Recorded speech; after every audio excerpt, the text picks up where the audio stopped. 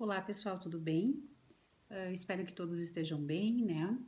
E hoje a gente vai fazer algumas observações então na disciplina de Direito Constitucional 2, mais especificamente então ao controle de constitucionalidade, tá? Lembrando vocês que a gente já está no último, na última temática, tá? Que compõe a nossa ementa, né? A gente já trabalhou os direitos fundamentais, também os direitos políticos, partidos políticos, princípios constitucionais, remédios constitucionais, sistemas de emergência e hoje então é o nosso último tema a ser abordado então, que é o controle de constitucionalidade, tá? Me parece que para os alunos esse tema, embora recorrente em concursos públicos e também no exame da UAB, parece que os alunos têm um pouquinho de dificuldade na compreensão, né? Mas é um tema que não é complexo, é um tema que é simples, tá? Basta a gente entender para que ele serve e qual é a função do controle de constitucionalidade, tá?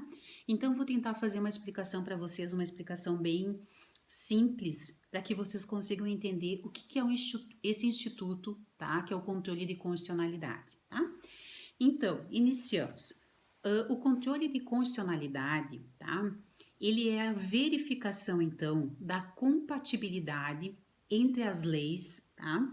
E os atos normativos com a Constituição Federal, tá? Então, é bem simples. O que é o controle de constitucionalidade? É o controle que é feito, tá? Para verificar se tanto as leis quanto os atos normativos, tá? Eles ferem a Constituição ou não, se eles vão contra os dispositivos legais contidos na nossa Carta Magna, que é a Constituição Federal, tá? Então pode parecer complexo, mas é um tema bem tranquilo, né? É um tema, uma temática que não requer, né? Não requer assim um grau de complexidade tão avançado, tá? Então, retomando, o controle de constitucionalidade é a forma, então, que a gente tem de verificar a compatibilidade, então, entre as leis e os atos normativos, se eles estão de acordo ou não com a Constituição Federal, ok? Bom, a Constituição Federal, né, é a nossa norma jurídica mais importante, tá? É a Carta Magna, ou seja, são as normas mais importantes, os dispositivos legais mais importantes que nós temos estão contidas dentro da Constituição Federal. Então, nem lei nem ato normativo podem ferir a Constituição, tá?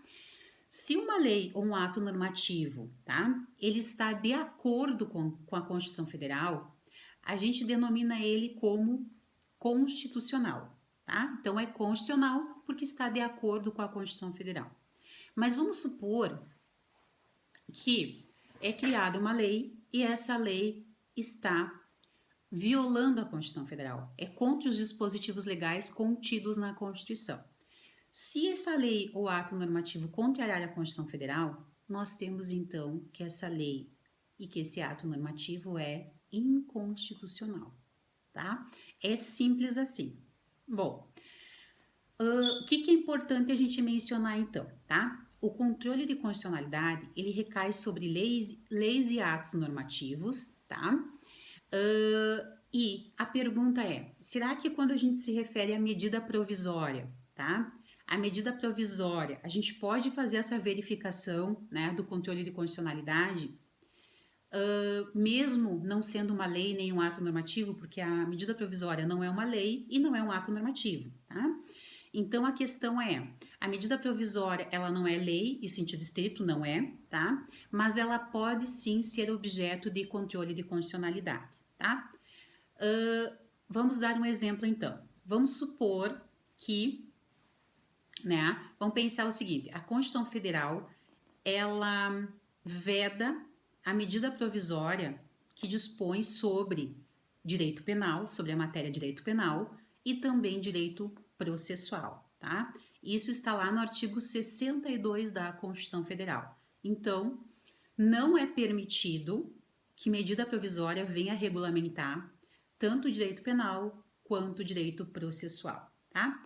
Vamos supor, então, que uma lei, certo? Vamos supor, então, que uma lei verse sobre esse conteúdo. Vamos pensar o seguinte, vamos supor então que a medida provisória, tá? Que a medida provisória, ela verse sobre o conteúdo de direito penal, tá? Se a medida provisória versar sobre um conteúdo que é vedado pela Constituição, então essa medida provisória vai ser inconstitucional, tá? Esse é o exemplo que eu queria passar para vocês. Bom, mas como é que funciona essa inconstitucionalidade, tá?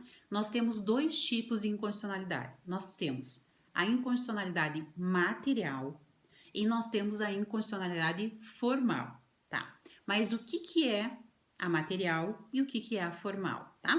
A inconstitucionalidade material, ela versa sobre a matéria, tá? O próprio nome já está especificando, né, sobre o que é essa inconstitucionalidade. Por exemplo, tá? Na material, o vício ele ocorre no conteúdo da lei, tá? Por isso material. Então o vício, tá, ocorre, tá, justamente no conteúdo, tá? No conteúdo da norma, no conteúdo da lei, tá? Por exemplo, se a gente pensar que a Constituição ela veda, né? Veda a pena de morte, então não é possível o Brasil, né? A gente criar uma norma jurídica, uma lei sobre pena de morte porque a Constituição ela veda, tá? Bom, vamos supor então que seja criada uma lei que permita a pena de morte, tá? Para crimes hediondos, por exemplo, tá? Então, como a Constituição Federal veda, não é possível que essa lei, certo, ela seja aprovada porque ela é uma lei inconstitucional. Ela vai contra os dispositivos da Constituição Federal, tá? Quando é que a Constituição Federal permite a pena de morte, tá? Salvo em casos de guerra declarada.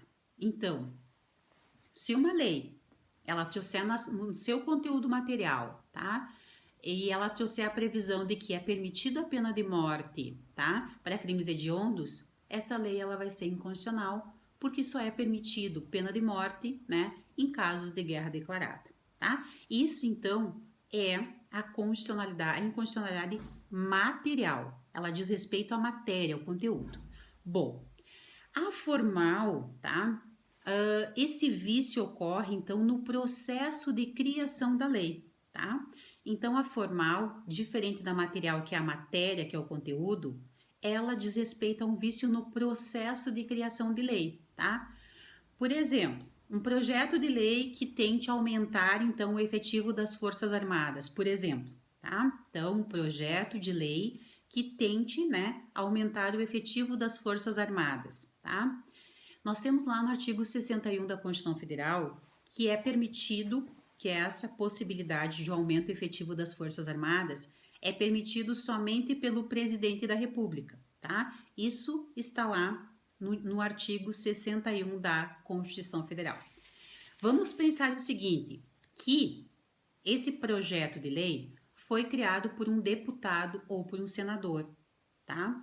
Então, esse projeto de lei vai ser inconstitucional por que motivo? Porque somente quem pode aumentar o efetivo das Forças Armadas é o presidente da República.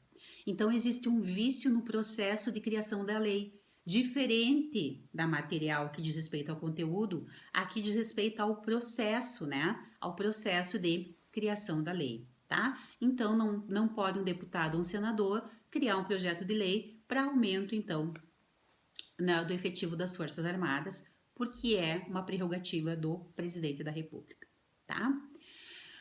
Acho que é importante também a gente mencionar quem é que faz esse controle, tá? Quem é que faz o controle de constitucionalidade, tá? Esse é o próximo tópico, então, que a gente vai abordar. Existem dois tipos de controle de constitucionalidade, tá? Existem dois tipos de controle de constitucionalidade. Nós temos o controle de constitucionalidade preventivo e nós temos o controle de constitucionalidade, o repressivo, tá? Qual é a diferenciação desses dois, então, controles? A gente vai iniciar a conceituação, então, no próximo bloco, tá? A gente define o que é o repressivo e o que é o preventivo. Nos vemos daqui a pouquinho, então. Até mais!